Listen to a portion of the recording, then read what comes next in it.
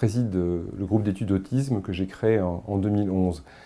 Et c'est l'un des combats justement que la droite doit porter et continue à porter fièrement, le combat en faveur de meilleure prise en compte des personnes handicapées dans notre société. On se souvient par exemple de la grande loi de 2005 que Jacques Chirac avait contribué à faire voter. S'agissant de l'autisme, malheureusement notre pays est encore très en retard.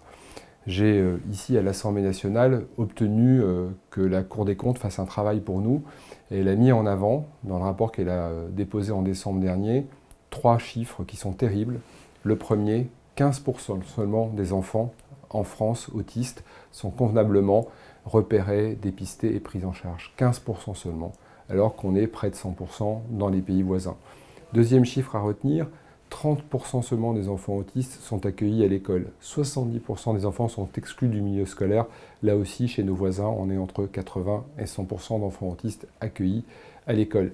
Et puis enfin, un troisième chiffre tout aussi terrible, 2% seulement des adultes autistes sont accueillis dans le monde du travail. 98% d'entre eux sont exclus. Donc c'est un véritable scandale, un scandale français. Alors on se bat ici avec les députés républicains, avec le soutien du groupe, mais également en essayant d'emmener avec nous tous les députés de l'Assemblée nationale pour faire en sorte que l'on mette fin à ce scandale français. Alors il y a eu plusieurs plans autisme, la ministre vient d'annoncer une stratégie. Nous allons évidemment travailler avec elle pour faire en sorte que ces stratégies permettent de réelles avancées dans notre pays.